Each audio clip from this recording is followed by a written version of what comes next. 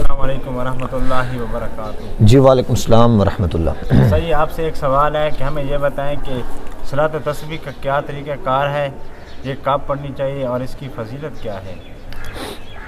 بسم اللہ الرحمن الرحیم۔ صلاۃ التسبیح کے متعلق آپ نے سوال کیا، تو صلاۃ التسبیح یہ ایک ایسی نماز ہے جس کا بہت زیادہ ثواب ہے۔ آقا کریم صلی اللہ علیہ وآلہ وسلم آپ نے یہ نماز اپنے چچا حضرت عباس کو بطور تحفہ پیش کی تھی۔ حضور نے ارشاد فرمایا کہ اے چچا، کیا میں تمہیں عطا نہ کروں؟ کیا میں تم کو بخشش نہ کروں؟ کیا میں تمہارے ساتھ احسان نہ کروں؟ کیا میں تم کو نہ دوں؟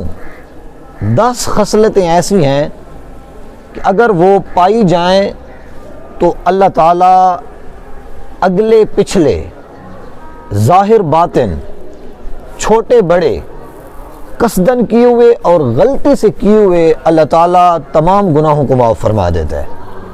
اس کے بعد آقا و مولا حضور محمد مصطفیٰ صلی اللہ علیہ وآلہ وسلم نے اپنے چچا حضرت عباس کو صلاۃ التسبیح کی ترکیب فرمائی اور ارشاد فرمایا کہ اے چچا، اس نماز کو ہر روز پڑھو۔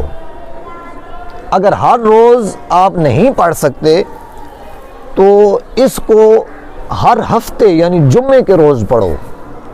اگر آپ ہر جمعہ کو بھی نہیں پڑھ سکتے تو اس کو مہینے میں 1 مرتبہ پڑھو۔ اگر آپ اس کو مہینے میں 1 مرتبہ بھی نہیں پڑھ سکتے تو پھر اس نماز کو سال میں 1 دفعہ پڑھو۔ اگر آپ اس نماز کو سال میں بھی 1 دفعہ نہیں پڑھ سکتے تو پھر کم از کم زندگی میں 1 مرتبہ اس نماز کو ضرور پڑھو۔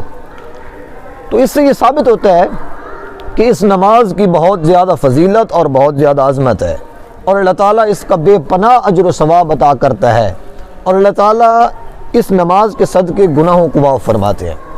اب رہی بات اس کے طریقہ کار کی کہ ہم نے اس کو پڑھنا کیسے ہے، تو ترمذی کی حدیث پاک کے مطابق اس نماز کی 4 رکعتیں ہیں۔ ہم نے 4 رکعتیں پڑھنی ہیں۔ یاد رہنا چاہیے کہ یہ جو کلمات ہیں، سبحان اللہ والحمد للہ ولا الہ الا اللہ واللہ اکبر، آپ نے یہ کلمات ہر رکعت میں 75 مرتبہ پڑھنے ہیں۔ اب کس کس جگہ پڑھنے ہیں؟ سب سے پہلے جب آپ نماز کی نیت کر کے نماز کا آغاز کریں گے، آپ ثنا پڑھیں گے ولا الہ غیرک تک، تو اس کے بعد آپ نے 15 مرتبہ یہ کلمات ادا کرنے ہیں، سبحان اللہ والحمد للہ ولا الہ الا اللہ واللہ اکبر۔ پھر آپ تعوذ پڑھیں گے، تسمیہ پڑھیں گے، سورہ فاتحہ پڑھیں گے، اس کے بعد ایک سورت ملائیں گے۔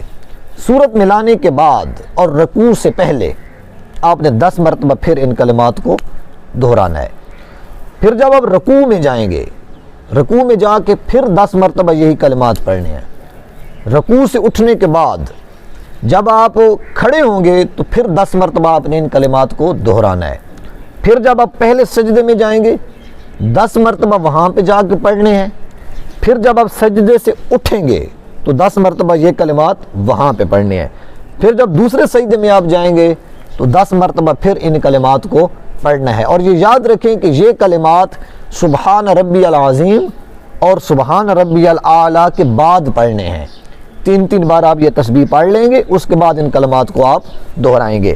تو اس طرح یہ ہمارے ایک رکعت میں تقریباً بلکہ 75 مرتبہ ہمارے کلمات ہو جائیں گے، جو کہ ہماری 4 رکعتوں میں 300 مرتبہ بن جائیں گے۔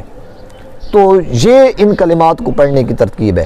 اور جب آپ دوسری رکعت میں کھڑے ہوں گے تو سورہ فاتحہ سے پہلے آپ اس کو پڑھ لیں گے۔ اب سوال یہ ہے کہ ہم نے ان کی گنتی کیسے یاد رکھنی ہے، کیونکہ بندہ بعض اوقات بھول جاتا ہے۔ تو آپ نے یہ یاد رکھ لیں کہ آپ نے ان کو دل میں یاد رکھنا ہے۔